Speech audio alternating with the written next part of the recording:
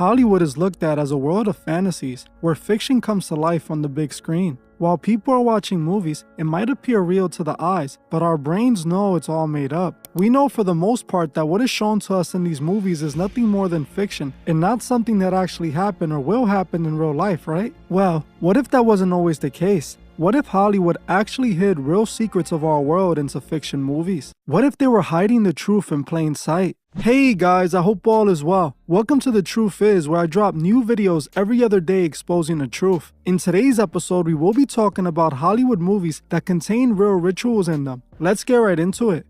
While just about everyone likes to watch TV and movies from time to time for entertainment, they fail to realize what they're watching is not always a fantasy. Since the beginning of Hollywood, it has only had one true purpose: to push programming to the masses. Hollywood calls their TV shows programs, and when they're showing their programming, millions tune in to be programmed. The shows and movies are made with specific messages and agendas that influences the conscious and subconscious mind. Hollywood is all about hiding the truth in plain sight. That's why they call their TV shows programming so openly. Hollywood movies and shows are used to program the mind. It was never made to entertain you. In order to keep you watching though, they have to make it entertaining, as you wouldn't watch something boring for 2 hours or for hundreds of episodes. Many times over, when people are watching these movies and shows, they don't pick up when the truth is hidden in plain sight. They see the entire movie as all fantasies, but everything in a movie is placed there for a reason. Some movies are straight up showing us real Masonic rituals being done, and people don't even realize it. They believe it's all just a movie, not realizing it's a glimpse at the hidden reality.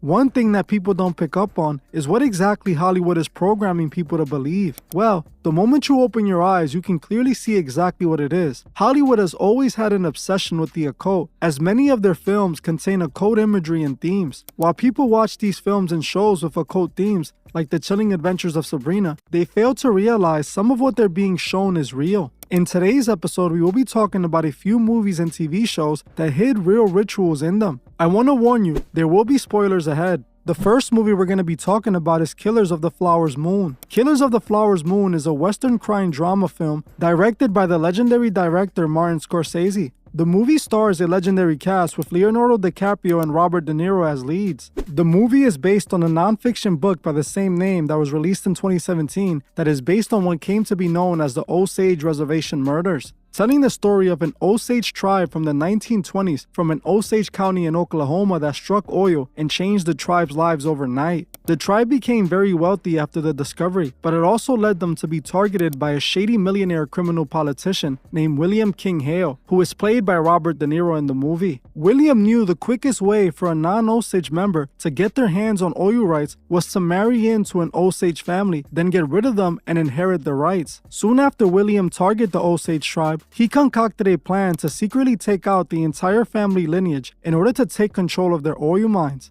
In the movie, as it happened in real life, William's nephew Ernest Burkhart, who is played by Leonardo, marries Molly Kyle, who had head rights over the Osage oil mines. Shortly after marrying Molly, many of her family member friends and other Osage tribe members who also had head rights were taken out in order for Molly to inherit more of the oil mines, all in a planned effort to steal the oil mines by force from Molly and her tribe. Ernest was instructed by William to take out many of Molly's family members, including her mother Lizzie Q and her sister Rita Smith and Anna Brown. Molly's mother Lizzie was believed to be poisoned. Her sister Anna Brown was taken out by a hitman, with her sister Rita and her family's home mysteriously exploding. After her mother and sisters passed, Molly inherited their percentage of the oil mines. Molly's cousins Henry Roan and Charles Whitehorn were also targeted and taken out by William and Ernest. William's plan was that after Molly inherited all the oil mines, he would have her eliminated by her own husband Ernest. Ernest even attempted to poison Molly, but thankfully she survived and got away alive. The movie follows the story of how William used Ernest to eliminate the Osage tribe to steal their wealth by force. The movie is a sad one, as it's all based on a true story, and all of those people in the movie were indeed taken out. One thing the movie revealed that most people didn't pay much mind to was that William King Hale was a 32nd degree Mason. The movie openly reveals this in this very important scene we're going to be talking about in a bit. Looking into William, I discovered that he indeed was a Freemason, a part of the Grey Horse Lodge 124 in Fairfax, and a member of the Guthrie Valley of the Scottish Rite as well. What's even more interesting is that this scene in the movie was actually filmed inside a real Masonic lodge. In fact, the very same Masonic lodge William was a part of. In the movie, there's a scene where William brings his nephew Ernest to the lodge to punish him. We see William force Ernest to kneel in front of the Masonic lodge altar before he bends Ernest over and paddles him with a Masonic hazing paddle. I am a 32nd degree Mason. I am imbued confidence, trust, and responsibility, among other things. Yes, sir. You know what that is? No, sir. As you saw for yourself, William, who is played by De Niro, confesses to being a 32nd degree Mason before paddling Ernest, who is played by DiCaprio. The scene was filmed in a real Masonic lodge in Oklahoma, the very same Masonic lodge William King was a part of. This was an obvious Masonic hazing ritual, or what many call a humiliation ritual, something all Masons are eventually put through. They hid a real Masonic hazing ritual in plain sight in this movie, and no one even batted an eye. Not only did this confirm that William was a Freemason, but that the Masonic order was behind his actions. What makes this scene even more interesting is that both Robert De Niro and Leonardo DiCaprio are Freemasons. Leonardo is actually listed on 2 official Freemason websites as a famous Freemason. Both sites openly show him as a member. We can also see Leo doing Masonic hand gestures since early in his Hollywood career. Robert De Niro has also shown his Masonic alliance early in his career, as in this photo around the time he was filming The Godfather, we can see De Niro doing the Masonic hidden hand gesture, showing he took the oath. In this photo, De Niro is seen placing his hand into his jacket. This pose is called the Masonic hidden hand, and the Masons do it to show they're Master Masons. Even more interesting, De Niro is one of the actors that had to wear a dress for Hollywood. He put on a dress and went on to twerk on Diddy. All of these puppets are forced to do the same thing.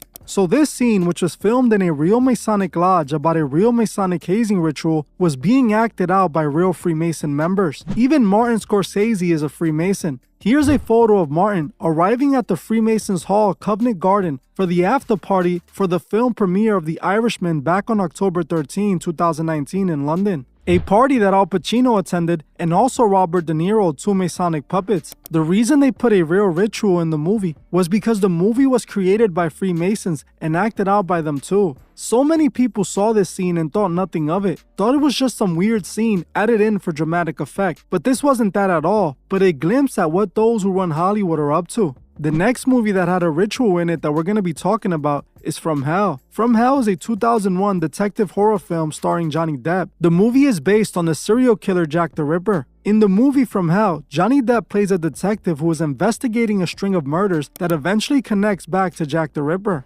Eventually, Depp's investigation leads him to find out that a shadowy group is behind Jack the Ripper. He finds out that this secret organization is no other than the Freemasons. I covered Jack the Ripper and the movie long ago, and I confirmed that Jack the Ripper was indeed a Freemason and had been committing Masonic sacrifice rituals. This movie just further confirms that and hides the truth in plain sight about the Jack the Ripper mystery. Just like in the last movie we were talking about, this movie actually contains a real ritual within it. In the scene of the movie, they show the parts of a Masonic first degree initiation ritual, which is a degree of the entered apprentice. In the movie, they show a man being initiated, and we can see that he is accurately presented for the ritual. We can see the member being initiated has his left side of his chest exposed, wearing the rope around his neck, just like is mentioned in Captain William Morgan's book of Masonic rituals. Never to reveal our secrets, under no less a penalty than my throat, my tongue be torn out by its root, and that I be buried in sand, a cable's length from shore. Let the brother receive the light.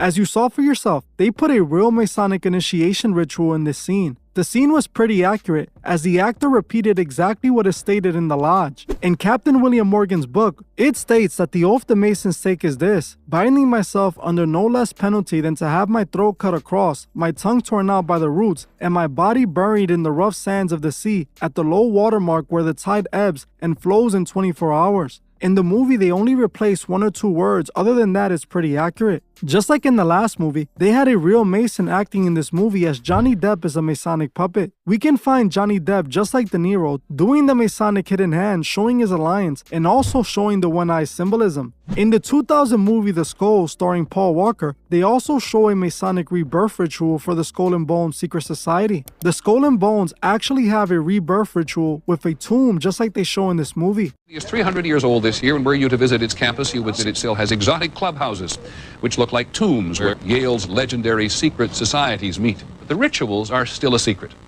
And so when we heard that some enterprising characters had managed to spy on the famous Skull and Bones Society, we couldn't resist. The videotape provides a grainy glimpse into what appear to be the initiation rituals of a secret society that's been around since 1832, whose members have gone on to be leaders of Wall Street and the White House, the Senate and the Supreme Court. They're sort of trying to scare the initiates, disorient them, frighten them. New York Observer investigative reporter Ron Rosenbaum accompanied a team of Yale students who got these pictures 9 days ago. Rosenbaum's curiosity about Skull and Bones was permanently piqued when, as a classmate of George W. Bush, he lived right next to the Tomb, the group's heavily fortified home. From their perch, Rosenbaum and his cohorts taped the Tomb's courtyard. What they captured, they say, was initiates, known as neophytes, to kiss a skull, then members performing a mock kiss.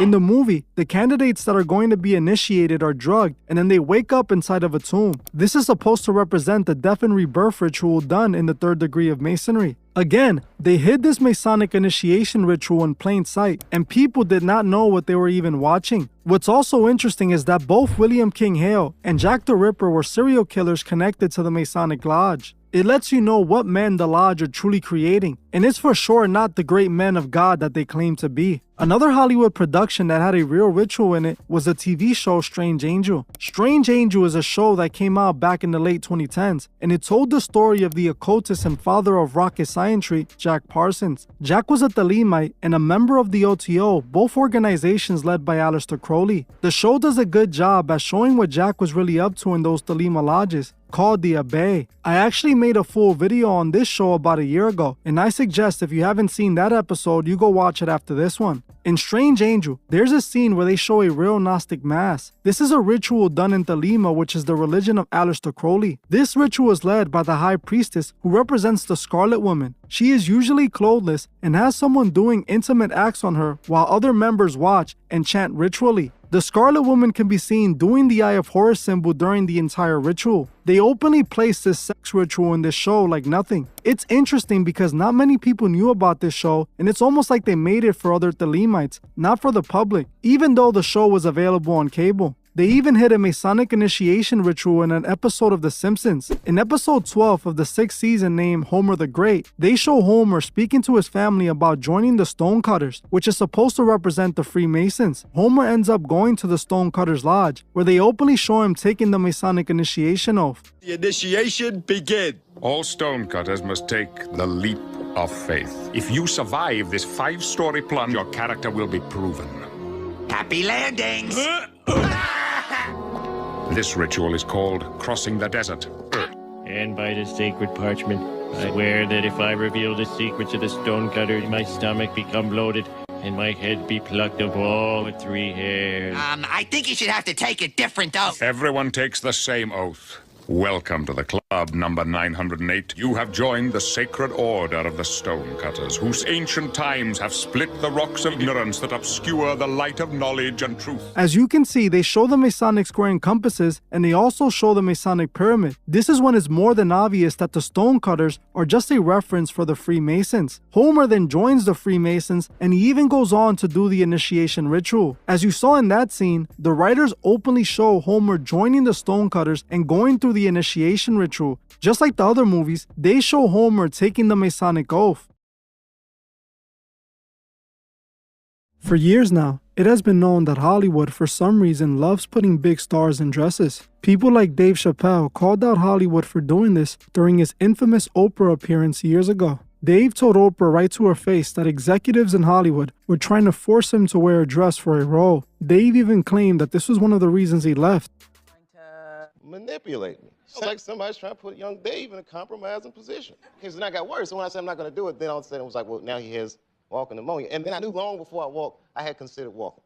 And I knew I was going to leave, so I got ahead of schedule, and I bounced. Show business has to do with compromise and wearing the mask. Did you feel like a sellout? I felt like they got me in touch with my inner coon. They stirred them up.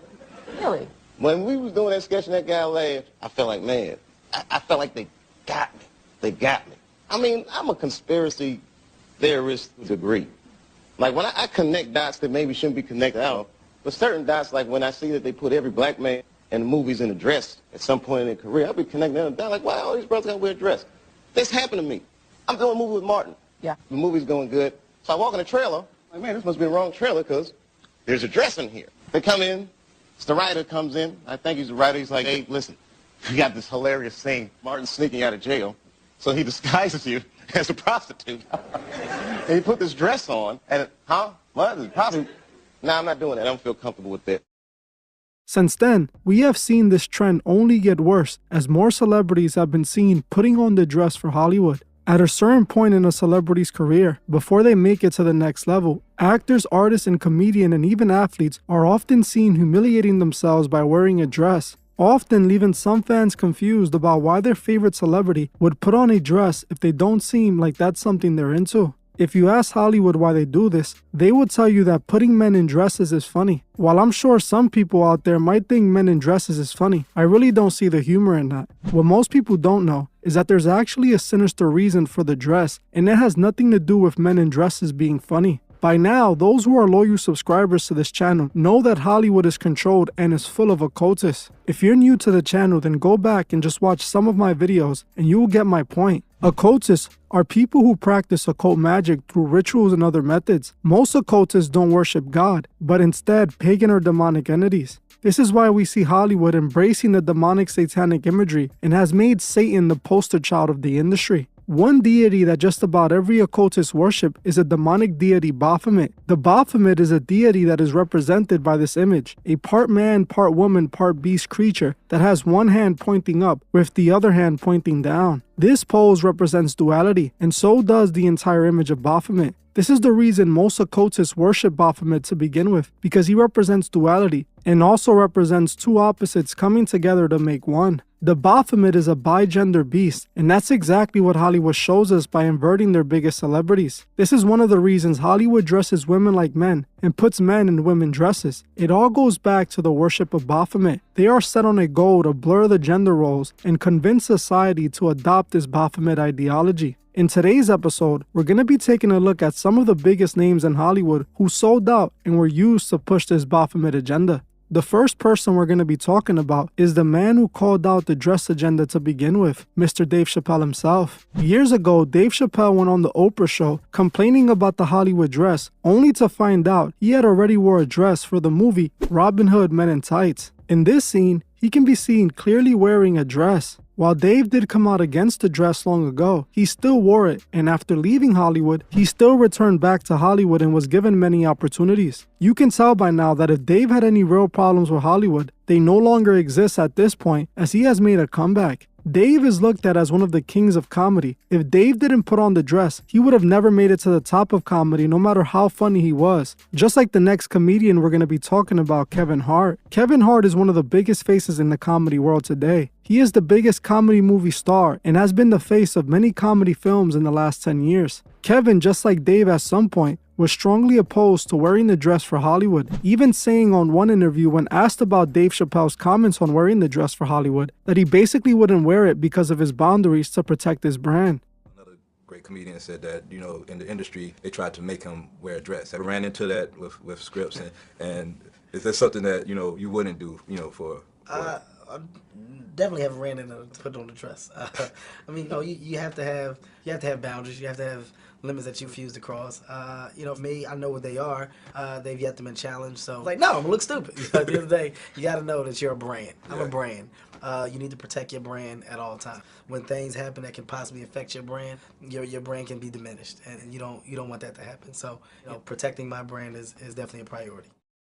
As you heard for yourself, Kevin made it seem like he would never wear a dress or compromise for Hollywood, but this way of thinking didn't last long. Back in 2013, Hart went against what he once said and put on a dress for an SNL skit. In this SNL skit, he came waving at the camera wearing a blue dress with a smile on his face. Not long after this, Kevin Hart became one of the biggest stars in Hollywood. You think that's a coincidence? He has a net worth of almost $500 million. They only let you get there if you're a part of their club. The next celebrity we're going to be talking about is Martin Lawrence. Martin Lawrence is another legendary actor-comedian in Hollywood. Martin has made it to a level in Hollywood that not many has made it to. Martin, like Dave and Kevin, was another comedian that was given the opportunity to sell out and put on the dress for Hollywood, as he wore the dress for the 3 Big Mama House movies. Martin wore the dress and, like others on the list, made it to the next level in Hollywood. Interestingly enough, back in 1997, Martin was arrested and hospitalized after running through the streets with a piece in his pocket, saying that they were trying to take him out, and also yelling to fight the establishment. This to me was Martin having a breakdown and possibly trying to escape the industry he was being used by. Since that day, Martin has never been the same, and many people point this out. They took him to the hospital and gave him meds to get him back in line, just like they love to do to Kanye. While Martin put the dress on to become one of the biggest stars, one comedian that starred in one of the Big Mama House movies with Martin was Brandon T. Jackson, and he didn't have the same luck. The case of Brandon T. Jackson is the perfect example of what happens if you wear the dress and then complain about wearing the dress. Brandon was Martin's co-star in the Big Mama House 3 movie, Like Father Like Son.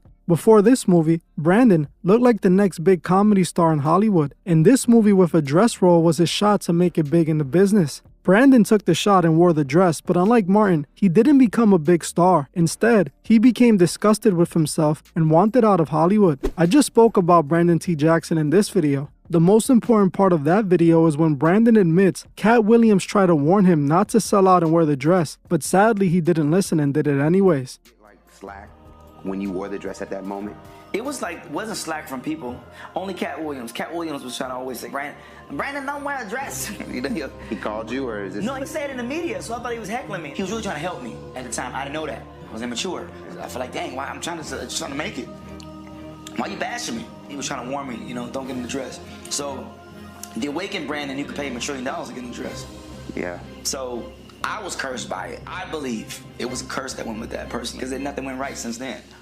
Brandon wore the dress and then regretted it and was kicked out of Hollywood. Another big comedy star who wore the dress for Hollywood was Tyler Perry with the entire Madea franchise. Tyler wore the dress proudly countless times that he made it his whole personality. He has literally made himself a billionaire by dressing like a woman and pushing this Baphomet agenda. There's not much to say about Tyler Perry, but he is one of the biggest sellouts in Hollywood. Another Hollywood funny man who sold out and wore the dress was Robin Williams. Robin was one of the funniest actors in Hollywood, and he was known for popularizing men in dresses with the Mrs. Doubtfire movie. For pretty much the entire movie, Robin is seen wearing a dress pushing the Baphomet agenda. Robin was definitely a part of the club, as he has so many photos showing his alliance. There's even photos of him doing the Masonic hidden hand. It's obvious that Robin took the oath and wore the dress to have it all in Hollywood. Another 2 Hollywood comedians who wore the dress were the Wayne brothers. We all know by now that these 2 brothers sold out together, putting on the dress for the White Chicks movie back in the 2000s.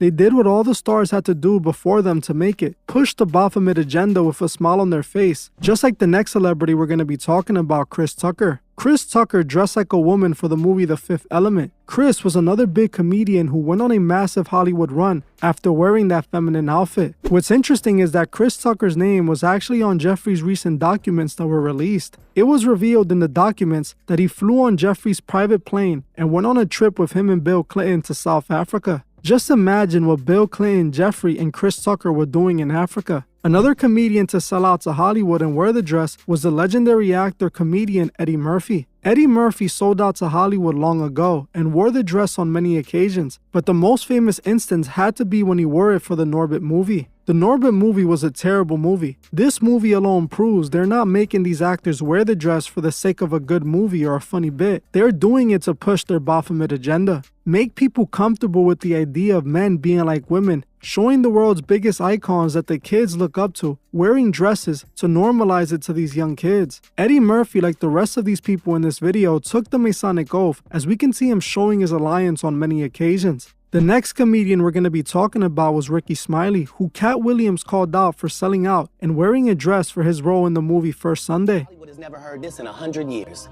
He was so egregious, I put in my contract that I won't work with Ricky Smiley unless he's in a dress. Now, what was Ricky Smiley's next movie? Was it First Sunday? Did he wear a dress in it? You bet he did. It's in my contract.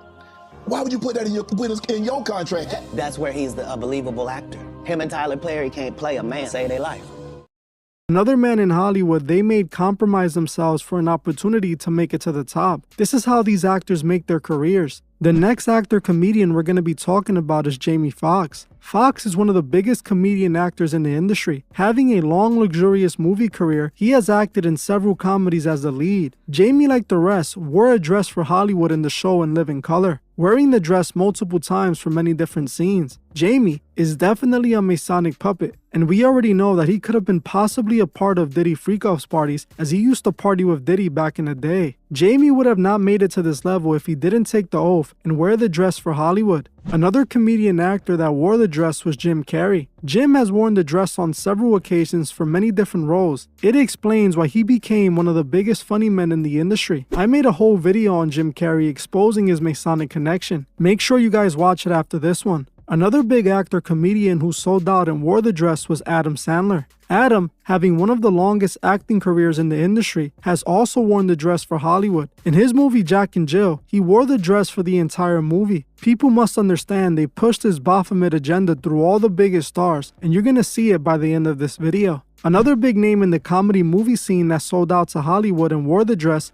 was Will Ferrell. Will Ferrell wore the dress for the Jimmy Kimmel Show when he was dressed like Little Debbie. In this photo, he can be seen placing one finger over his mouth, clearly showing he took the oath of secrecy. This is how these stars make it to the next level, by wearing the dress whether they want to or not. The next actor we're going to be talking about is Robert De Niro. Robert De Niro is one of the most legendary actors in Hollywood. He has been in the industry for close to 50 years. Even Robert De Niro had to put on the dress for Hollywood to push the Baphomet agenda. In this SNL episode, not only does Robert dress up as a woman, but he can be seen dancing on no other than the freak-off master himself, P. Diddy. Robert De Niro is an obvious Masonic puppet, and it is the reason he was allowed to make it to the top of Hollywood. I can't lie, it is hilarious seeing him do this skit with a man with Diddy's reputation. Speaking about Diddy, he is another Masonic puppet who put on a skirt for Hollywood. In this photo, we can see Diddy at a performance wearing a black skirt, similar to this skirt that Kanye wore for this performance. Kanye West is another massive celebrity that Hollywood once put in women's clothing. It's not surprising, as Kanye is one of the biggest puppets Hollywood has ever created, and he has shown his alliance since the beginning of his career. Another big celebrity to wear the skirt was Vin Diesel, who wore a similar skirt to Kanye and P. Diddy.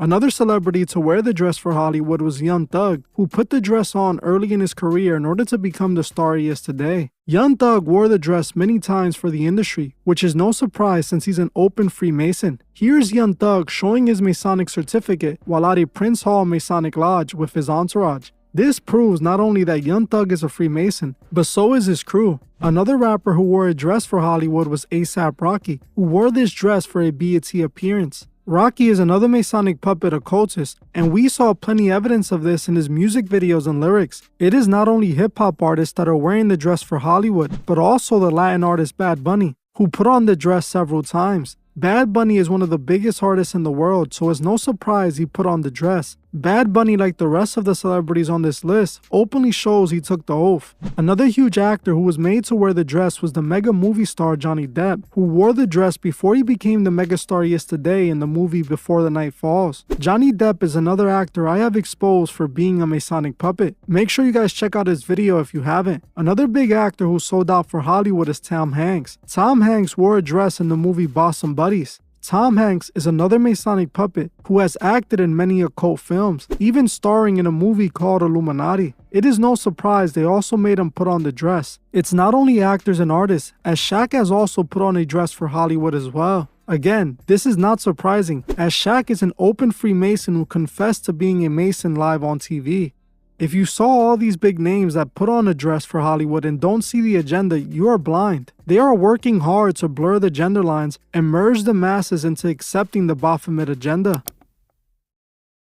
Well, if we listen to what Taryn Manny just recently revealed in an interview, celebrities might know something about immortality that we don't. Taryn Manny, for those who don't know, is a Hollywood actor who is famous for being in the TV shows Orange is the New Black and The Sons of Anarchy, and also in the movie Hustle and Flow. She has been in Hollywood for many years and has seen and dealt with all the evils the industry has to offer. While Taryn was at the top of the world living out her dreams, she noticed that her dreams were in reality more like a nightmare. Yes, she had the money and the fame she always desired, but it came at a devastating price. She saw firsthand what the price of fame truly is, and now is regretting chasing it. Today, she stands looking like a former shell of who she once was, all for the love of money and fame. Just like many other stars, the industry chewed her up and spit her out. Recently, her fans have been noticing that she has been acting stranger than usual. In this recent interview that Taryn did on the Good For You podcast, she spoke about the industry and revealed some very interesting but strange information. During this interview, she brought up talks about the golden juice, claiming that she refused to drink the golden juice. When the interviewer asked what she was referring to by this gold juice, Taryn responded to the juice that makes you live forever and gives you everything you want. There was a lot of really spooky around that. Do you ever sort of feel like you're glad you didn't get to that level? When you say like, I don't get asked to star in movies. You know what I mean? When you say that, like, do you think there's a level of fame that is just too dangerous for a psyche? If you don't drink the Kool-Aid, you don't drink the gold juice. So I was offered the gold juice 3 times, my 20s, my 30s, and What's my that? 40s. Gold juice that I will live forever and I'll have whatever I want. The gold juice. You never offered the gold juice? No, I'm a scumbag comic. What's the gold juice? I don't know, but I didn't drink it and I didn't want it. And I noticed when all the girls, certain girls on Orange changed. Yeah, it's a real thing. It's like a real thing. Like it's all a real thing. And it's scary because they send like people after you and they can like kind of moonlight as like a friend or, you know, and they're wolf in sheep's clothing. And listen, you can have everything you want, all the fame in the world, all the money. I'm like, what if I just drank it? Then you know what I mean? Like, what if and I don't know what it is. If it's a metaphor for the gold juice, like, you feel what I'm saying? Mostly. And if there's a tincture that makes you younger, I better know where. You better let me in on this. If it's real, I'll be first in line. You can put, you know, some of the women put like some type of like baby's skin on their face. Sure. Why do you think I'm having a kid? I want to be a mother. Wow. As you heard for yourself, Taryn was asked if she's glad she never made it to mega stardom. Taryn responded that it was because she never drank the gold juice. She claims that she was offered the gold juice 3 times in her career, in her 20s, 30s, and 40s, claiming she refused it each time. She states that those who drink the golden juice live forever and get whatever they want, even asking the interviewer, who is a comedian herself, if she drank the gold juice. The comedian denies knowing about it and then finds a way to joke her way out of the subject. This woman knew exactly what Taryn was referring to and chose to quickly change the subject to protect herself. This is why seconds later she makes jokes about eating babies that makes Taryn clearly uncomfortable. Taryn Manny was exposing just how these celebrities sell their souls and take an oath to reach superstardom. I believe the gold juice could just be a metaphor for selling one's soul, or, for all we know, it can be some sort of ritual that involves some sort of gold juice. This to me reminded me of what Orlando Brown was saying on the Tasha K podcast about celebrities living forever and being able to swap bodies. Interesting thing. Industry, what you must understand is, you know, when you do sell your soul, you are allowed to live forever. And these people that are called youngins, rookies, new booties, like I was, had no idea that these people still live. They will pray, haunt, anything to stay on top. This is their world. They have nothing but time, is what they believe. Now, who are we talking about? We're talking about everyone that's supposed to be dead. The industry. In the industry. Okay. You know, when you walk around with the fake face and yeah. Okay, so we're gonna open up. It's like this is not. It doesn't take a rocket scientist to know since World War I, we've been taught by the Indians and all this others how to take skin people and wear their faces to infiltrate their families and this, that, and the other. This is something that has been going on since World War I and before that. So now we've conquered the art of exchanging spirits, trading spirits. It's supposed to be hard to identify. But when it comes down to it, this world of Hollywood, this wicked world is what they call it. Some people call it Hollyweird. You could literally go to Hollywood and if you open your eyes, it will manifest to you. They'll be right there in front of you. The people who are trading the people who are on the walls, the people who are idolized. Now, I don't know if celebrities truly live forever, but I have been seeing theories like this for a long time on the internet. This might be something that I have to look deeper into. If you guys want me to do that, let me know below. It's obvious something is going on in Hollywood that us outside of it have no idea about. What exactly is Taron and Orlando referring to? Are they speaking about the same thing? The gold juice concept also made me think about what XXXTentacion mentioned about the golden beetle. I broke this all down in my recent XXXTentacion video. X spoke about the golden beetle and how he used it to sell his soul. If you haven't seen this video, you should watch it immediately. It is one of the most revealing videos I have made and explains the truth about all these celebrities. What's interesting is that not long after Taron did this interview, she started posting strange videos on social media. One of those videos was this one where she brings up the golden juice again and makes some very alarming remarks.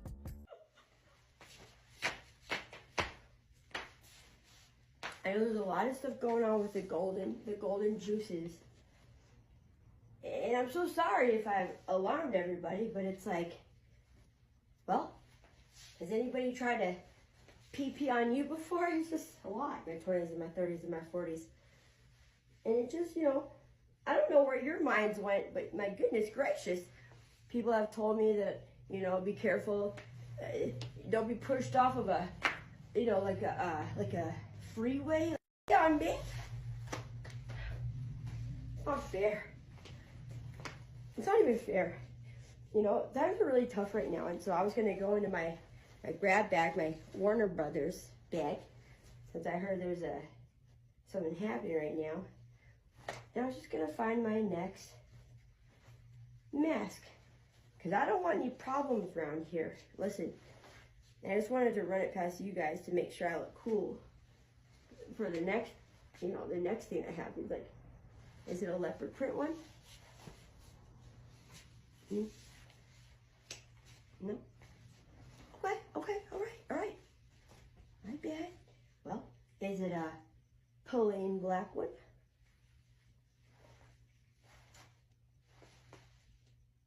As you heard for yourself, Taron looks frantic and is heard talking about the golden juice again. She stated that people have been telling her to be careful after talking about this. Something that she said that instantly caught my attention was when she mentioned that the people were telling her not to get pushed off a freeway. Most of you might not know what she's referring to, but for those that saw my Patreon video on Isaac Cappy, you should know exactly what she's talking about. Isaac Cappy, just like Taron, was an actor who worked on the Thor movie. Right before Isaac passed, he had begun to expose Hollywood, specifically Tom Hanks, Oprah, and especially Seth Green. He exposed that there was something very dark and disturbing going on in Hollywood, even claiming that sadly he had once participated in it himself. Right before he passed, he told his fans that he would never take himself out, warning his fans of what was coming. Not long after that warning, he passed away, being reported that he took himself out by leaping off a freeway, just like Taron mentioned she doesn't want happening to her. This was no coincidence. Taron is purposely comparing her situation to Isaac Cappy's situation, as she knows she has spoken too much and there might be consequences. After revealing this, things get even weirder as Taron begins to take out masks from her Warner Bros bag and put them on her face, claiming that she doesn't want any problems.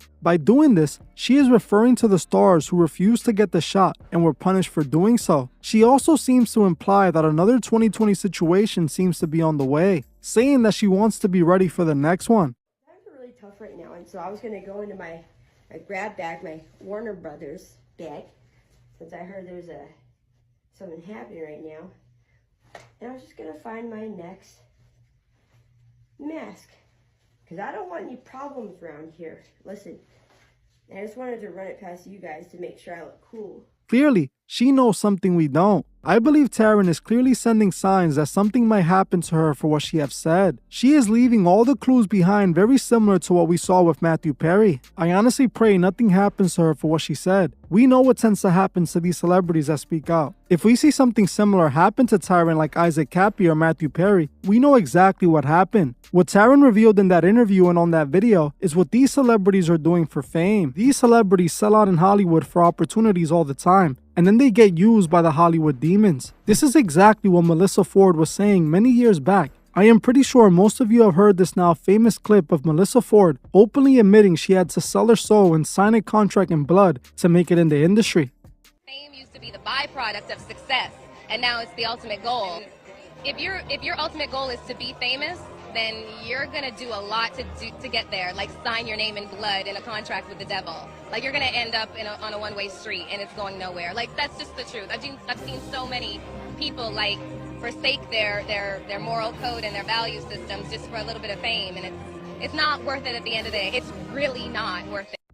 As you heard for yourself, Melissa admitted this all those years back, and still to this day there's countless stars being made every day. These celebrities sell out in every way in order to make it in Hollywood, just like we saw with the Diddy and Cassie situation. Cassie was a young new girl trying to make it in the music industry. She was only 19 to 20 when she was introduced to Diddy. Diddy, who was already a big industry mogul, saw Cassie as a desperate young star who would do anything to make it. He took advantage of that, and we saw just what he had Cassie doing for some fame. This is not just happening with Diddy. This is happening all over the industry. If you saw my Clive Davis and Diddy video, you know it's rumored that Diddy did for Clive Davis what Cassie did for Diddy. Same thing that is rumored about Will Smith with Benny Medina and Quincy Jones. If you don't sell your soul to the devil in Hollywood, you end up selling it to one of these executive demons. Most of these celebrities are Masonic puppets, something they show us themselves all the time. The one-eye symbolism is all over Hollywood. We have all seen the biggest celebrities showing off the one-eye symbolism. But why do they do it? I have called that out in hundreds of my videos, and I have made it clear that it points back to the Masonic order. The Freemasons adopted the all-seeing eye symbolism and have been using it as part of Masonry for centuries. People believe the all-seeing eye is a symbol of the Illuminati, but that isn't the case. The Masonic all-seeing eye is 100% a Masonic symbol. This is actually the symbol of the Illuminati, the Owl of Manivra. The pyramid with the eye represents the all-seeing eye of God, not our God, but the God the Freemasons embody through their rituals. We often see celebrities doing a pose where they cover one eye or throw up what most people recognize as Jay-Z's Rock Nation hand gesture. This isn't the Rock Nation hand gesture, and it wasn't created by Jay-Z at all. This hand gesture is an occult gesture used by occultists. Not only does it represent the Masonic all-seeing eye, but to some occultists like Kabbalists, it also represents the divine feminine.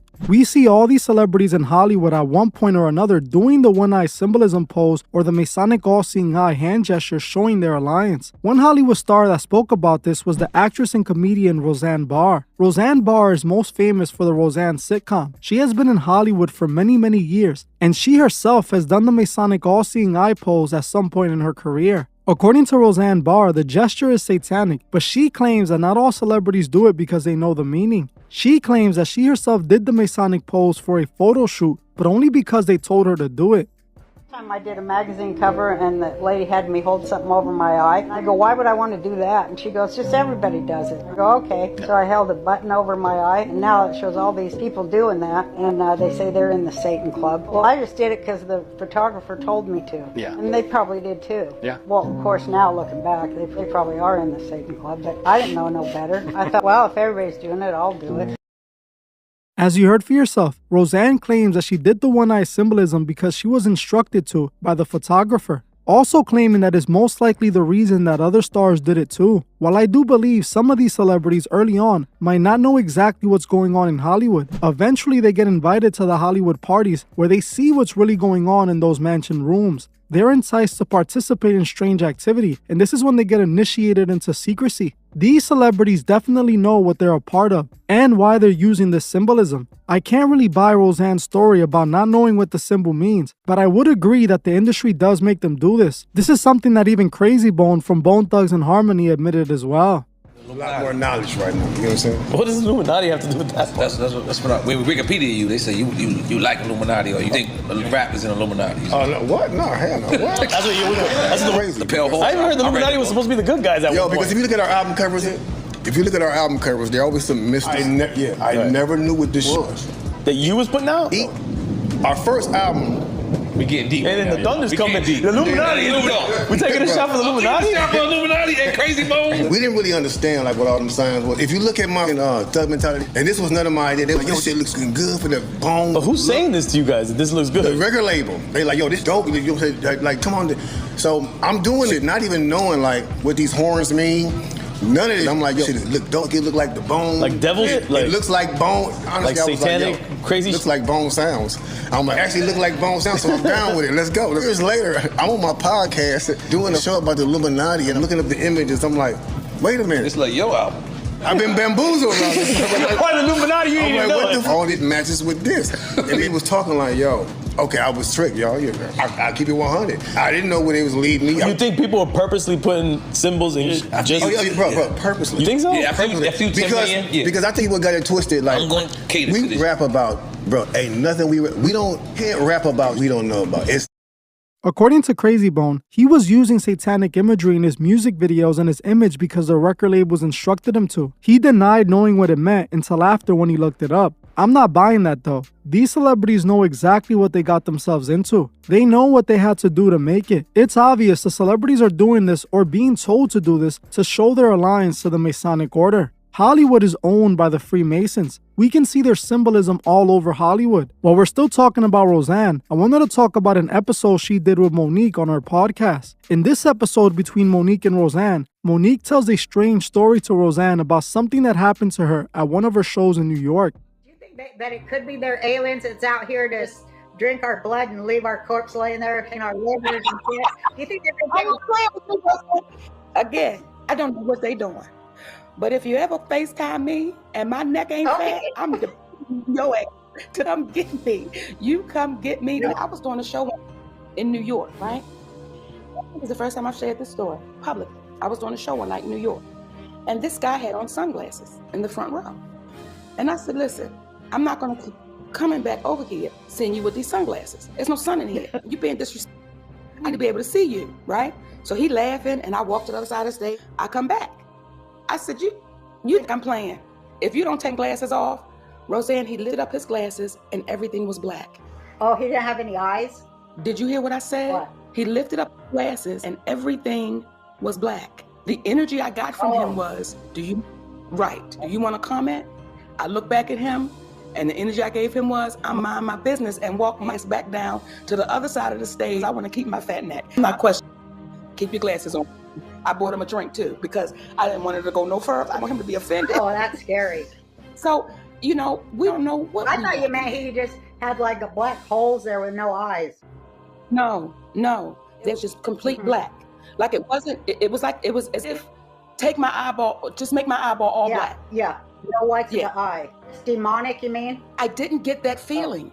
Like I didn't get a feeling of evil. I just got a feeling of really don't. Yeah. Okay. You really don't want us to go any further. And I'm like, you're right, sugar. You're right. I'm going to walk down here.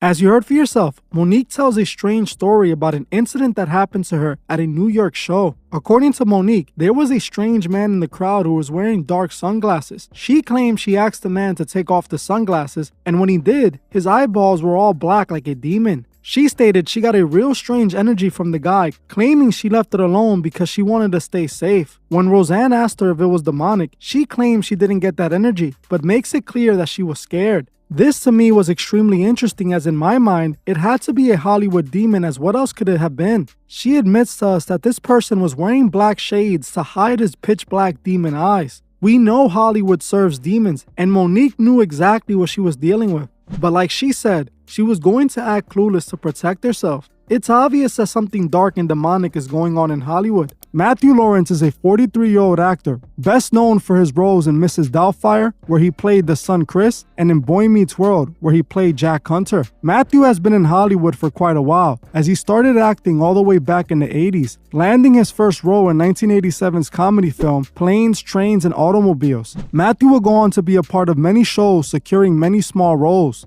In 1993, he was in Mrs. Doubtfire, which was one of his most memorable roles. He acted alongside comedy legend Robert Williams, playing his son in the movie. A couple years later, he would get a main role in the show Superhuman Samurai Cyber Squad, but it wasn't until 1997 that he would start appearing on the ABC hit show Boy Meets World. He was even invited years later to be a part of the reboot spin-off Girl Meets World. Matthew saw the ins and outs of Hollywood, so did his brothers, who also acted along with him. Matthew, being a part of Hollywood for so long, exposed them to the evils that go on within it. Recently, on one of his podcast episodes, he revealed some very disturbing information about a disturbing incident he went through while in Hollywood. Matthew explained that a while back, he was invited to a hotel room by a Hollywood Oscar-winning director, where he was instructed to do some odd things for a role on a Marvel movie.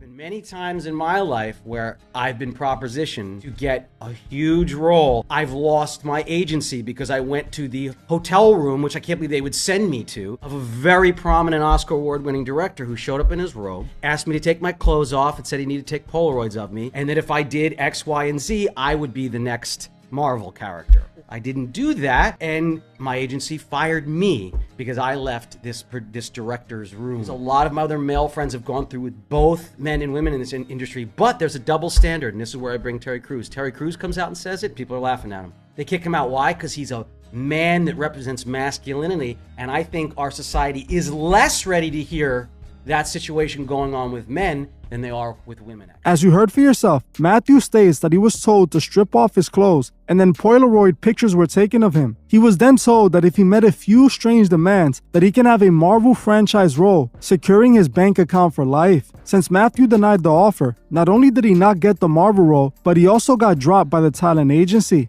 Most of us already know that something of this sort goes on in Hollywood. However, we usually don't see an active Hollywood actor come out exposing this to the world. Matthew claimed that this was required for him to get that Marvel role. So imagine what each one of those Marvel stars did for their role. Matthew just single-handedly exposed what someone directly tied to the Marvel company was requiring for a role, showing that Hollywood is ran by a complete different system. Notice Matthew didn't say the name, as he knows if he would have mentioned a name, things would have went left for him. It wouldn't have been just his career he would have lost. Matthew grew up in Hollywood, which made him a target to the gatekeepers in the industry. Notice how when Matthew turned down the proposal, he never rose up to superstardom. His career is never going to pass where it is now because he wasn't willing to sell out. Unfortunately for actors with big dreams, this is what awaits you in the twisted world of Hollywood. This is just one of the instances Matthew felt like exposing, but he makes it clear he has been through many more situations like this throughout his career. He also brings up what happened to the actor Terry Crews, who had a similar experience as him. This brings us into the next actor we're going to be talking about, Terry Crews. Terry Crews is a 54-year-old actor best known for his role in many movies and TV shows. Before Hollywood, Terry was a linebacker in the NFL until his career was cut short. After his NFL dreams didn't work out, he would continue to get small TV and movie roles until he got his big break in the movie Friday After the Next, playing a small role as a street thug. He was a part of what's considered one of the most funniest scenes in the entire movie with Cat Williams. Terry's popularity also grew after his roles in White Chicks, Soul Plane, and The Longest Yard. He used his massive intimidating size to his comedic advantage, winning over every scene he was a part of. Terry would also end up on successful TV shows like Everybody Hates Chris and Brooklyn Nine-Nine, where he played prominent roles on both shows. With these roles, Teddy managed to solidify his position in Hollywood, but as we will soon find out, at a very sinister cost. While the world saw Terry as this hilarious giant, they were unaware of what Terry would be put through to be on that screen. A couple years back in 2017, Terry came out and revealed just what Hollywood had done to him while at a Hollywood event. According to Terry Crews, in 2016, a man by the name of Adam Bennett, that he referred to as a powerful Hollywood agent and executive, took advantage of him at a Hollywood event he was attending with his wife. The massive former NFL player confessed to the world during an ABC interview that Adam, out of nowhere, grabbed his you-know-what during a conversation they were having. It's a crime. It is a crime. You cannot violate a person's personal boundaries. People say, well, man, you should just laugh it off. You should just forget it. No, I'm not going to forget. I was assaulted by Adam Bennett, who was the head of the motion picture department at William Morris Endeavor. Very, very powerful man who has access to CEO heads. What they do affects every part of the business, from producers, writers, actors. They own finance companies, the whole thing. And did you know him before the party? And I did not know him. I heard of him. We had never, ever even had a conversation, okay? So I just heard, and actually, I was actually looking forward to meeting him. And he looked me in my eyes, and he was sticking his tongue out overtly to me. I mean, it was no mistake that this was a type tongue move. And I'm thinking it's a joke. I'm thinking, is this how this guy breaks the ice? I understand what this is. I reached my hand out, and he takes his right hand and under mine, and immediately squeezes, grabs my and I'm jumping back like, hey, whoa. And he jumps back, and he still does this tongue stuff, and he's making weird noises, and then he comes back again. and grabs me again. And I slap his hand away, push him back more forcefully. And I'm like, what are you doing? She's witnessing the entire thing. She's witnessing the whole thing. And we're just, I can't even begin to describe to you how bizarre this is. It's so bizarre.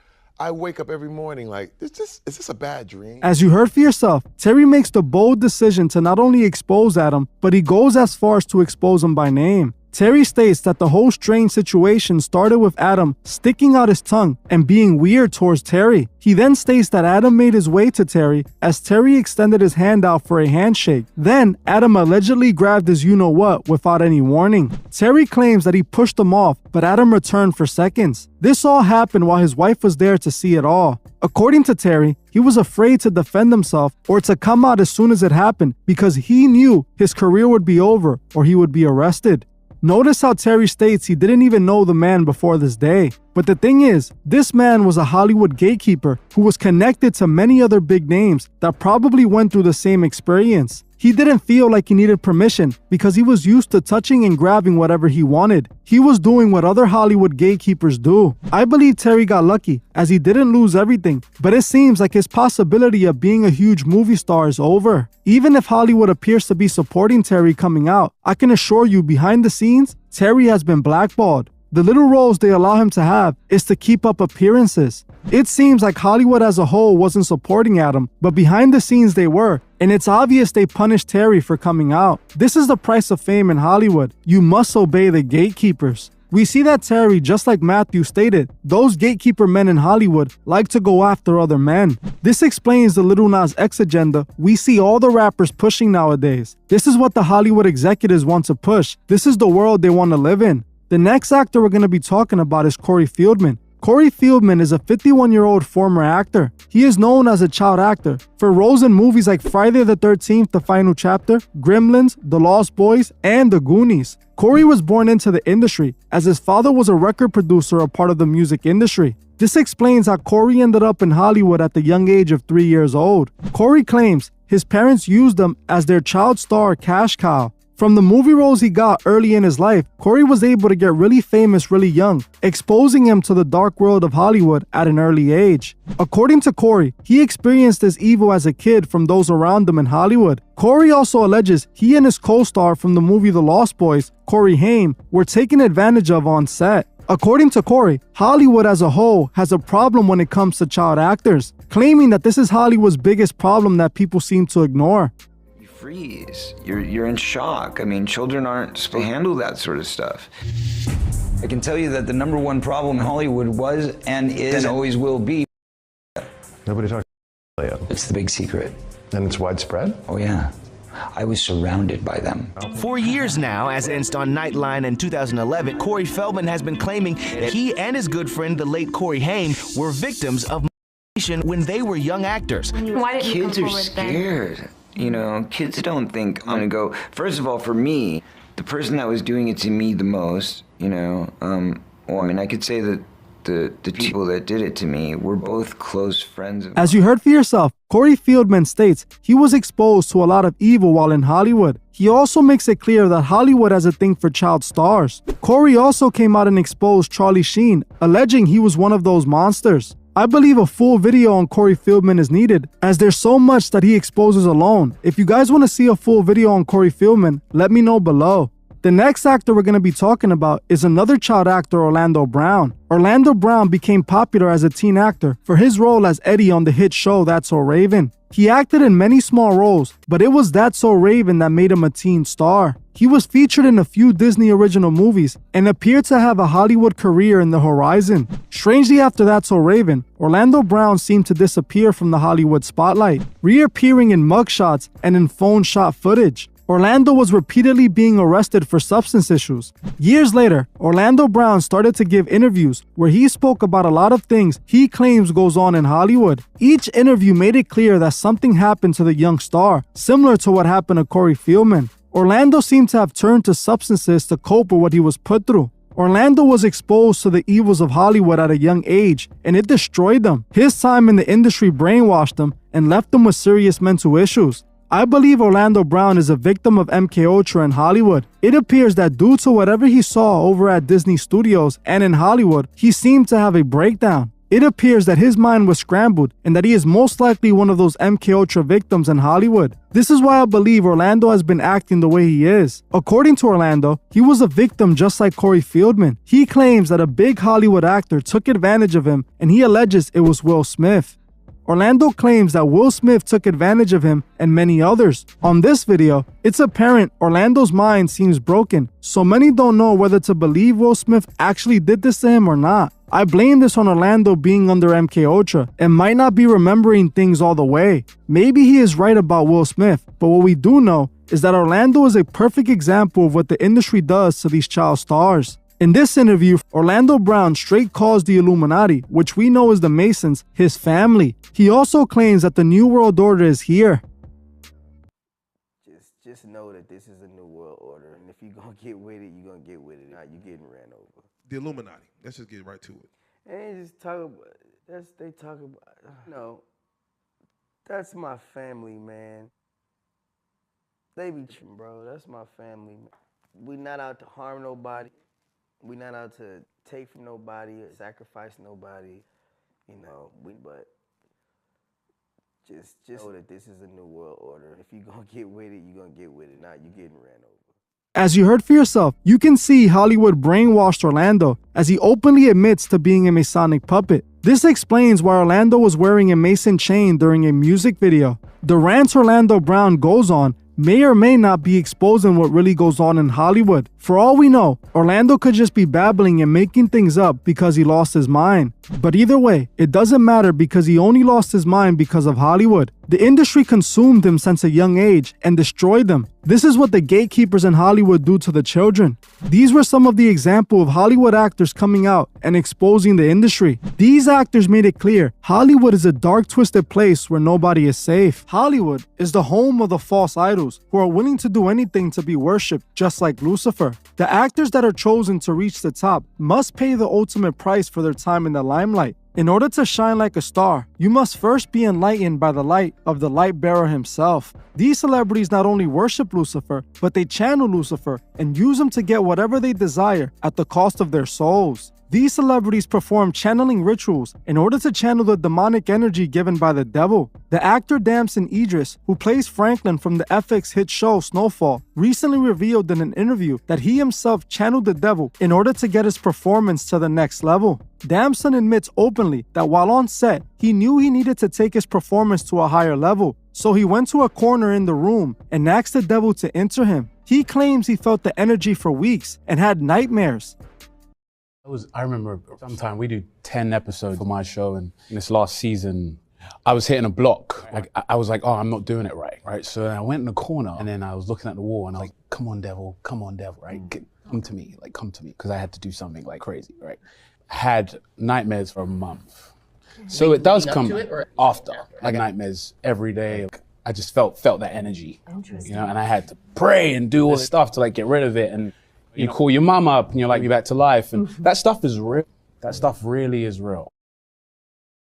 As you heard for yourself, Idris admits to calling on the devil to help him with the scene for his show Snowfall. This is Idris openly admitting that he ritually channels the devil. This isn't something that he was just doing for the first time either, as you can't just summon the devil. It is believed that certain rituals have to be done to summon the devil, something that a person who is not an occultist would know nothing about. The most disturbing thing about all of this is that millions of people were exposed to demonic energy when they watched this scene that Idris channeled the devil to perform. He admits that he became possessed by the devil, meaning the devil took over and he was the one the world was truly seeing. Idris talks about the nightmares afterwards and praying for months, but he does not specify who he was praying to. Idris openly admitted his involvement with the devil. He willingly told people this story. No one asked him to tell. He did this to give thanks to the devil, just like so many other celebrities have done before him. Hollywood has been showing their love for the devil since the beginning. Another actor that openly thanked the devil for his award was Christian Bale. Christian Bale received the Golden Globe Award when out of nowhere, he would thank Satan for his award.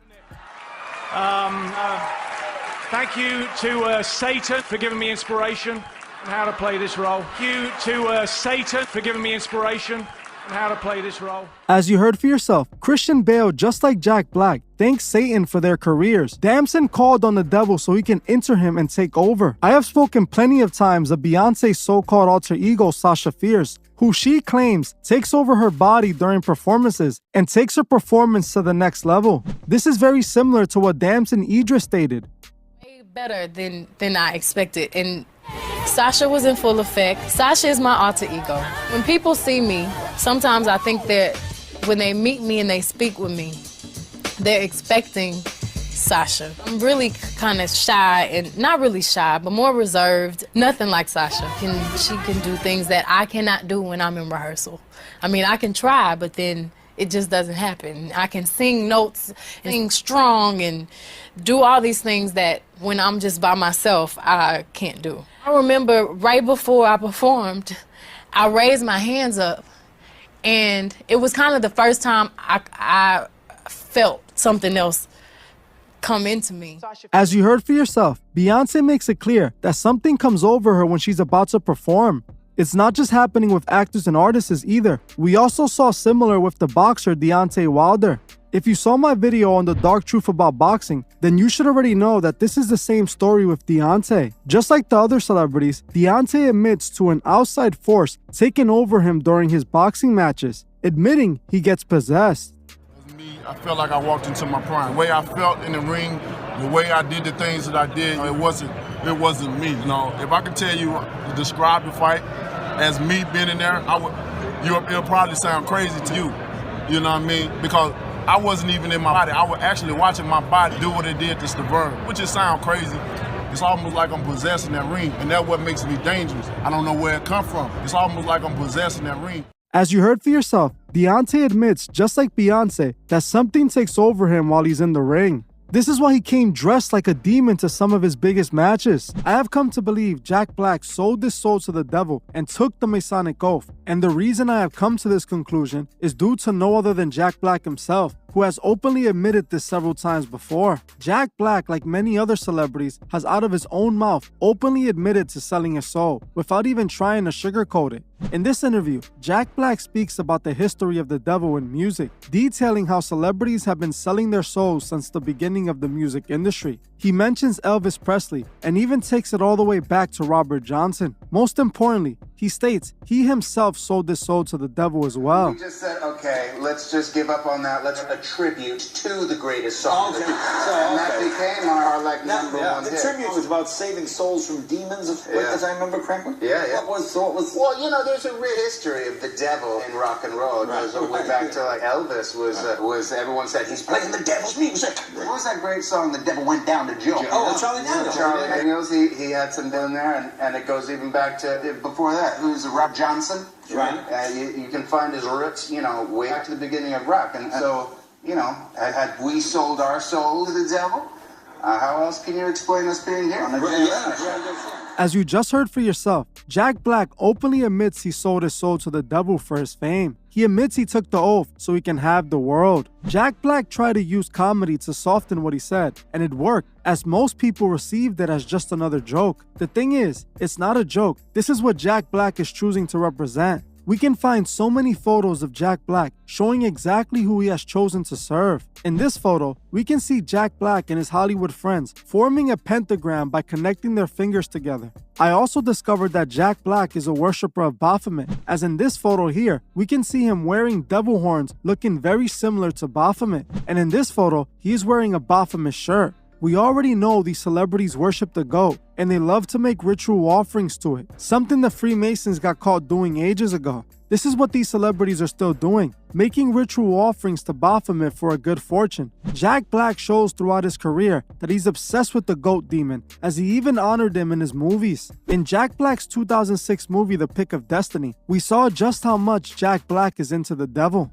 The whole movie was about the devil and how celebrities sell their souls to become rock stars. In the movie, Jack Black had to find a magical guitar pick that belonged to the devil, and according to Jack Black, would make them legends. I can honestly make a full video on this movie, so if you guys would like to see that, let me know below. Jack Black is actually a part of a comedy band called Tenacious D, and they constantly show their love for Baphomet. In this photo, we can see Tenacious D chained to Baphomet, as both members have horns on their head while standing in a pentagram. This photo is obviously pointing to ritual offering to the deity Baphomet, showing exactly what these celebrities are into. It's obvious what this photo represented: Jack Black selling his soul to the devil to be the star he is today. We can often find Jack Black praising the devil for all he has provided him, like we saw him do in an award show back in the 2000s.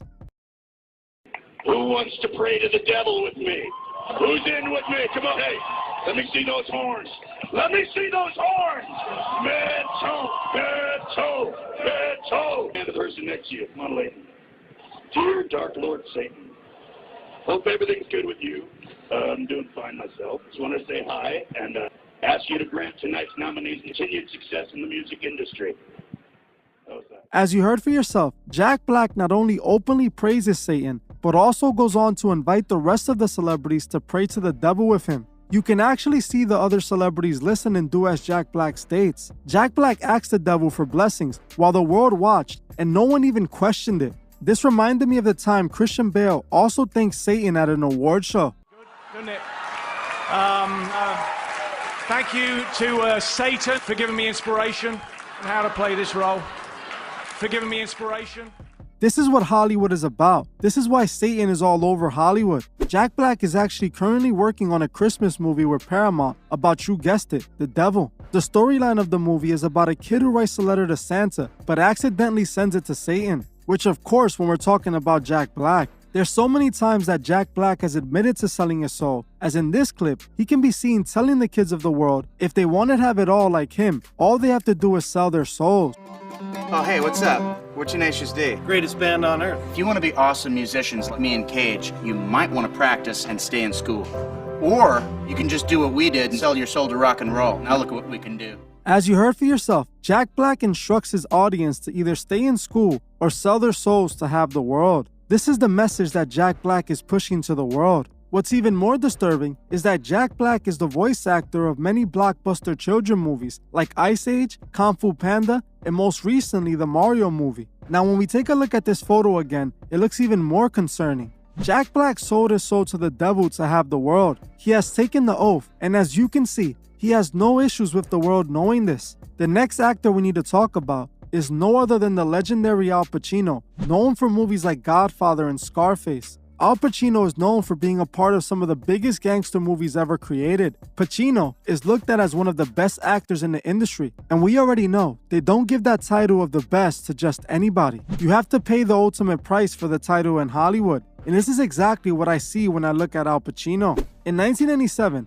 Al Pacino and Keanu Reeves starred in a movie called The Devil's Advocate. The movie The Devil's Advocate had a very interesting storyline that reveals so much. The movie is about a lawyer from Florida, played by Keanu Reeves, who gets an offer from a big law firm in New York City, ran by Al Pacino's character. When Keanu makes the move from Florida to New York, he starts to see sin take over his life, and by the end of the movie, he realizes that he sold his soul to the devil, as the owner of the law firm, Al Pacino's character, was actually the devil himself. Keanu also finds out that he is the son of the devil, making him the Antichrist, which is very interesting when you think about it, as Keanu Reeves just 2 years later played Neo in The Matrix. It is believed that the character Neo is based on Jesus Christ, as he's even called the Chosen One and the Savior, and he is expected to free the people from the machines. By the end of the Matrix franchise, Neo basically becomes one with the machines and proves he was never truly supposed to represent Christ, but instead the Antichrist. But all of this is a story for a different episode. I believe Al Pacino was chosen to play the devil in this movie because Al, like the rest of the biggest Hollywood celebrities, took the Masonic oath. We can find countless photos of Al Pacino showing that he took the Masonic oath, like this photo here where he's covering one of his eyes just like he's doing in this photo, or in this photo where he's doing the Masonic all-seeing eye pose, or even in this photo here where we can see Robert De Niro behind Al Pacino doing the Masonic hidden hand pose. Al Pacino's biggest movie was Scarface, a movie that glamorized and glorified the gangster lifestyle just like Godfather. These movies are considered the most influential gangster movies out. These movies influenced many to want to live the gangster lifestyle, And this is coming out of many people's mouths, especially in urban cities, where this movie inspired so many young people to live a criminal lifestyle. It is no coincidence Al Pacino showed so much open Masonic imagery, or the fact that he plays the devil in The Devil's Advocate. Al Pacino made a deal with the devil, just like Jack Black, and it's the reason he became a star in the devil's industry. The next actor we need to talk about is Robin Williams. Robin Williams was a part of many leading roles in big movies throughout his lifetime, becoming popular after starring as Alien Mork on the sitcom Mork and Mindy in the 1970s. Robin, just like the other actors in this episode, openly shows he took the Masonic oath. We can find photos of Robin Williams doing the one-eye symbolism pose, showing he's a Masonic puppet. In this photo, he can be seen doing the Masonic hidden hand pose, a pose done by Masons to show they're a master Mason. We can also find photos of Robin doing the devil horn gesture. Also in this photo, you can see him throwing up the Masonic all-seeing eye hand gesture with no other than Kanye. In this photo, he is again throwing up the Masonic all-seeing eye. It's obvious Robin Williams took the oath, but what remains a mystery is why did he choose to end it all back in 2014? It's not surprising that many people online have come to the conclusion that Robin didn't do it to himself, but instead was taken out as a ritual offering. Considering the fact that it clearly appears Robin is a Masonic puppet, this could definitely be a possibility, especially when you realize that Robin Williams' passing was predicted right before it happened. Back in 2014, right before Robin passed, Family Guy aired an episode where Peter Griffin is gifted the power to turn everything into Robert Williams. By the end of the episode, Peter gets tired and annoyed with this power and decides to end it all in order to make it all end. This episode aired literally moments before the actor's passing was announced. We know exactly what this is. Hollywood foreshadowing what was soon to take place, announcing their ritual offering. What happened to Robin Williams is sad, but we must understand everything can happen when you choose to play the devil's game. Only God offers safety and eternal life to those that follow him. William is an A-list actor who is best known for playing the role of Green Goblin in the original Spider-Man movies. William, just like the rest of the actors on this list, shows open signs of being a Masonic puppet. In this photo, we can see William doing the Masonic all-seeing eye pose. Even more interesting, William's career took off after starring in the movie The Last Temptation, which was a blasphemous movie depicting Jesus as a sinner. We already know how Hollywood feels about Jesus. William also has a close friendship with the spirit-cooking witch Marina Abramovich, who actually collaborated with William for an occult life show. We can see William and Marina Abramovich in this photo, and William is placing a serpent over Marina Abramovich's neck. William also did a commercial with Mercedes, where Mercedes had him acting like the devil. During a part of the Super Bowl commercial, they zoom into his hand, and you can spot a Masonic square and compass ring on his finger next to a devil ring. Some Masons were upset as they kinda exposed themselves with this, which forced Mercedes to quietly pull the commercial and blur out the Masonic ring. Ashton Kutcher is one of Hollywood's most recognizable faces. He got his start in acting all the way back in the 90s, getting cast to play the role of Michael Kelso on That 70s Show. He was originally discovered by a talent scout in a mall, getting picked up for a modeling gig. After a while in modeling, he would become successful, but would eventually leave for the big screen. This is when he left his home state of Iowa for Hollywood to audition for the life-changing role on That 70s Show. This role would introduce him to superstardom, introducing him to other Hollywood roles. After this, he would get casted to act in several comedies like Dude, Where's My Car?, Cheaper by the Dozen, and Just Married. In 2003, he would get one of his biggest looks yet, and possibly what he is mostly remembered for, his own show called Punk. The show was given to him by no other than MTV, the Masonic TV programming network. I'm certain most of you remember Ashton Kutcher fake pranking just about every popular celebrity. In the 2000s, Kutcher was everywhere, a successful young actor whose overnight success story is almost unbelievable. He went from just walking in a mall in his hometown to getting discovered and becoming a Hollywood superstar overnight. He must be one of the luckiest men in the world. On this channel, we know this is not how Hollywood fame works. We know that in order to have the glory in Hollywood, you must take the Masonic oath.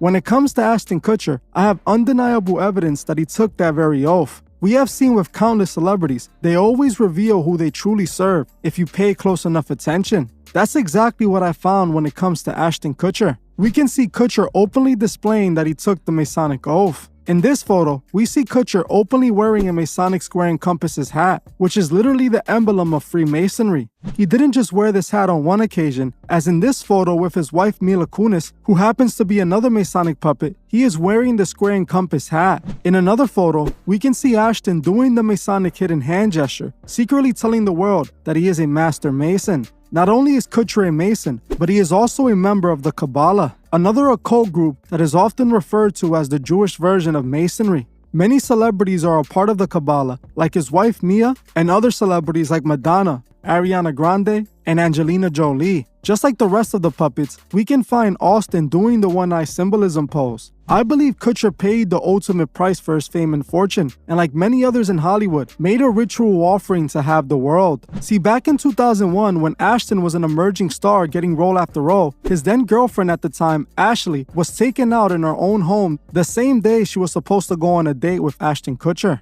Ashley was found in her home with several wounds, as it appeared she was attacked by a crazed home intruder. According to reports, Ashley was actually waiting on Kutcher the night this happened to her, but apparently, he just so happened to be hours late to pick her up. Years later, the case would be solved, and the woman's attacker was a man called the Hollywood Ripper, or Michael Thomas Gargalo. Michael was allegedly responsible for this crime, and one of another woman. According to reports, he was an inspiring actor who lived close to the victim. During Michael's trial, Ashton Kutcher would be called to testify in the case. Kutcher stated that when he got to her house, no one answered the door, so he figured she had left for the night. Before leaving, he claims he decided to take a peek inside of the house, spotting red stains on the floor, but he thought it was just wine, as she had recently had a party at her home and thought someone had spilled wine on the floor. Throughout the whole trial, Michael denied being responsible for the crime, but still got found guilty and even being given the death penalty for his crimes. I was trying to see what evidence they had linking Michael to Ashley's passing, but besides him living close to her and allegedly stalking her, I couldn't find anything else. But when it comes to the other victims he's accused of, his DNA could be found at the scene. Either way, I don't think the situation is just a coincidence. Ashton Kutcher became one of the biggest actors in Hollywood in the 2000s. He got his own show and starred in many movies all after this happened. He also openly shows that he took the Masonic oath and is an occultist. We know if you want it all in Hollywood, you have to pay the ultimate price. What I believe happened in this situation was that Michael was actually being pinned for the crimes of Ashley because he was already going down for similar crimes and also lived next to Ashley. I don't think it's a coincidence that right before Kutcher became a megastar, someone close to him would be taken out. You guys tell me below if you think he has something to do with this situation. Ashton was also seen at Diddy's Eyes Wide Shut themed parties, and we all have heard of what happens at those parties. It's obvious Kutcher was chosen and then initiated. He took the Masonic oath to have the world, just like the next actor we're going to be talking about, Keanu Reeves. Keanu Reeves is one of Hollywood's biggest stars. He is best known for his role as Neo in The Matrix, a movie still being referenced over 20 years after its release. Keanu's career in Hollywood goes all the way back to the year 1984 when he was working on a CBS show. See, Keanu had Hollywood connections since his childhood, as his mother, a costume designer, married a Broadway and Hollywood director by the name of Paul Aaron back in the 1970s. Even though his mother would end up divorcing Paul, Keanu stayed connected with him, and he would end up helping Keanu start his acting career. In the 80s, Keanu would bounce around several TV shows and movies, making his movie debut with the 1986 movie Young Blood. It wasn't until the 90s that Keanu will start seeing real fame. In 1991, Keanu acted in Point Break, which was a commercial success. In 1992, he would end up winning the Most Desirable Male Award at the MTV Movie Awards. He would then be casted in 1992 to be a part of Bram Stoker's Dracula film, which was another commercial success. In 1994, he would star in the movie Speed, which would be the most successful film he had worked on at that time. The film was a massive success and was starting to paint Keanu as a possible movie star. After this release, Keanu would act in several low-performing movies that he was criticized for having bad performances in. It wasn't until 1999 that Keanu would become the mega movie star he is today. 1999 was when the movie The Matrix was released to the world, and it was a hit. The movie turned into a successful franchise, spawning sequels for years to come. The Matrix was the true turning point for Keanu's career, who had been in Hollywood for 10 years at that point. Strangely, the movie right before The Matrix was The Devil's Advocate, that saw Keanu acting side by side with the legendary actor Al Pacino. In the movie The Devil's Advocate, Keanu plays the character of an ambitious lawyer who wants it all and unknowingly sells his soul to the devil to have it. The devil's ironically played by Al Pacino, who was Hollywood's biggest actor in the 90s. We recently saw in my Paul Walker breakdown that Paul had a similar story to Keanu. He also played in a movie about taking the oath in the movie The Skulls, right before he would go on to do the Fast and the Furious franchise. In Devil's Advocate, Keanu plays a lawyer who unknowingly sells his soul to have the world. In the movie, Keanu is given the world by Lucifer so that he may serve him. Keanu's character then finds out by the end of the movie that he is actually the son of Lucifer, which makes him the Antichrist. This movie is full of symbolism and shows how Lucifer approaches people who wants to have the world and corrupts them.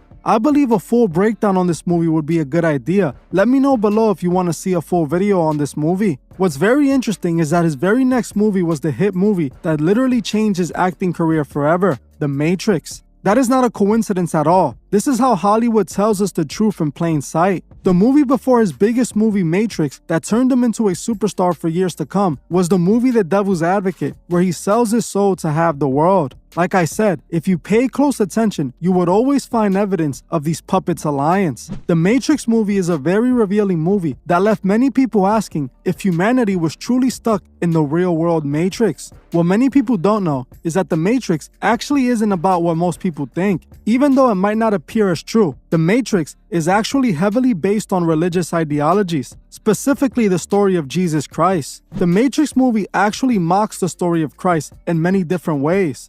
First and most importantly, they dropped the movie on Easter weekend, and to many, Easter is associated with the resurrection of Christ. I have spoken about the dark truth about Easter, but we're not going to get into it in this video.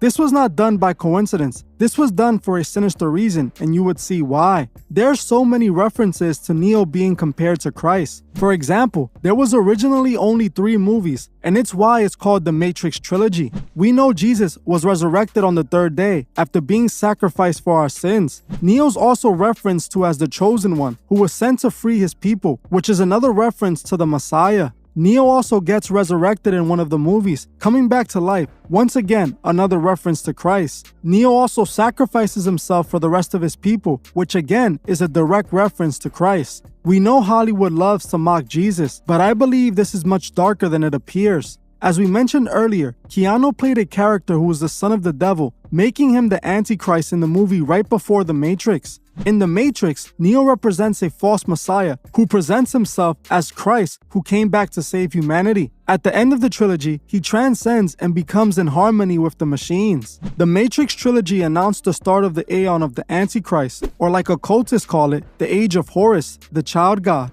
The very Aeon Aleister Crowley swore he would usher in through his teachings. Ironically, this movie came out in 1999, 1 year before the beginning of a new century. The new century that occultists thought would be the start of the Age of Horus. This is what the Matrix movie is truly about, and this is what Keanu was chosen to be a part of. The reason I believe Keanu was chosen for this role was because he himself is a Masonic puppet. I have found photos of Keanu showing that he indeed took the Masonic oath. In this photo here, we see Keanu doing the one-eye symbolism, just like we've seen from so many other Hollywood celebrities. He can be seen covering one of his eyes, showing the world that he took the oath. Even more evidence, in countless photos we can see Keanu doing the Masonic hidden hand pose, showing that just like Ashton Kutcher, he is a master Mason. Not only in one photo, but in several photos he does the hidden hand. We can also see Keanu throwing up the Masonic horn hand gesture in many other photos as well. It's obvious that Keanu took the oath, and it's the reason he was chosen to act in The Devil's Advocate and then The Matrix.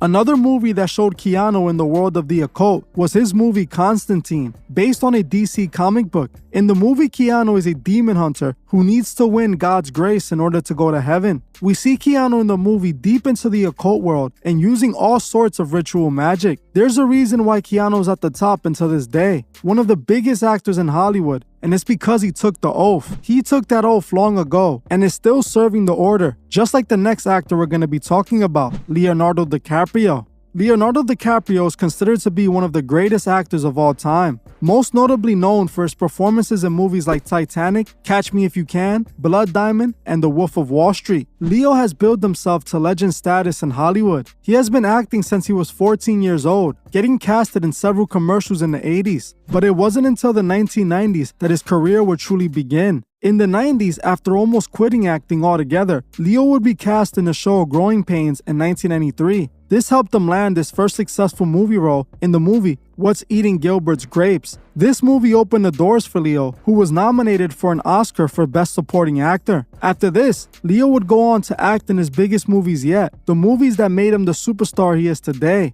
Interestingly, his performance in What's Eating Gilbert's Grapes was what sparked his career, and I have found proof that this movie was made by the Masonic Order. In one of the scenes from the movie, at the 1 hour and 7 minute mark, the character Ken Carver was seen wearing a Masonic square and compasses ring. This small gesture is how Masons secretly honor each other. The movie that took Leo to the next level was Masonic Programming for the Masses. I believe this is when Leo was introduced to the occult. Just like the rest of the Hollywood puppets, Leo shows signs of being a Masonic puppet through the one-eye symbolism. In this photo, we see a young Leo doing the Masonic 666 hand gesture, placing it over one of his eyes. While researching Leo to see if I can find any more evidence of him being a Mason, I found plenty of people saying he was indeed a Mason and that he openly revealed it in an interview on the German television network RTL. Now, I found some German interviews, but I don't think it's the same interview, and it's hard to tell because I don't speak German. If any of you speak German or have seen this interview, please send me the clip. I'd highly appreciate it. What I did find was many online official Masonic Lodge sites citing that Leo was a famous Freemason. This means it is 100% possible that Leo announced he was a Mason on that interview long ago. These lodge sites only post public Masons, never Masons that choose not to reveal their affiliation. It's obvious Leo's a Masonic puppet, being a part of the industry for most of his life. Hollywood got him at a young age. What's interesting is that in the movie What's Eating Gilbert's Grapes, Leo is seen acting next to Johnny Depp, another Masonic puppet. I have made a full video on Johnny Depp, proving he is a Masonic puppet. We can find countless photos of him doing the one-eye symbolism. Photo after photo, he covers one of his eyes to show he's a Masonic puppet. Depp also has photos like Kutcher and Keanu Reeves doing the Masonic hidden hand pose, openly showing the world that he is a master Mason and proud of it. Johnny Depp also has a very close relationship with Marilyn Manson, the rock star Satanist that's accused of terrible evil by many women. There are still so many actors I still haven't covered that took the Masonic oath, like Mark Ruffalo, who just like Depp and the rest of them in this video, can be seen doing the Masonic one-eye symbolism, showing he took the oath. He can also be seen doing the Masonic hidden hand pose, showing that he is as well a master Mason. Mark was asked during an interview for the movie Now You See It Too if he thought the Illuminati was real, and he straight up told the interviewer yes. But Now You See Me Too, like y'all deal with the eyes, the secret society, and in the world there's always this conversation about the Illuminati and skull and bones. Do you really think that we have secret societies that's like Guaranteed. But I promise there are all kinds of people, whether it's a secret society or not, that are making big decisions about the rest of us behind closed doors. You know that supersedes any kind of political power or legal power or They what have decide who we're going to invade next. They decide who's going to be the leaders. They decide all kinds of. Absolutely, no question. Well, you think we really live in a democratic country? Doesn't seem like super delegates. How is this a democratic country? Yeah. Super delegates. I don't know. Deciding who they're going to vote for even before there's been a single debate. I mean, come on, man. Yeah, it's terrible. When you look at the process, I don't even know how we could teach kids what the process is these days because they could see that it's a shame. I can't even let my kids watch certain debates because they're so crass, talking about their, hand sizes and whose wife is uglier and all the ugly stuff that they're saying to each other. I can't let my kids watch. I can't let my kids watch a debate. What have we come to, man? It's unbelievable. It's pretty bad. As you heard for yourself, Mark tells the interviewer that he knows that there's a secret group that runs the world. In my opinion, he said this because he's a part of it. He is another Mason who can't even deny it since he decided to reveal it to the world with the Masonic hidden hand pose. In fact, there are so many actors that reveal themselves with this very pose, so many famous Hollywood faces who took the Masonic oath, and as you can see, we might just need a part 4 as there's still so many Hollywood puppets pushing the Masonic agenda. We can see so many of Hollywood's biggest stars doing the same Masonic pose, and I can assure you it's not a coincidence or a Hollywood gang sign. It's a symbol of Masonry. Well, that's it for this video, but before you guys go, make sure to like, comment, and share this video so that you can help spread the truth. I want to thank you all for watching, and I'll see you guys in the next one.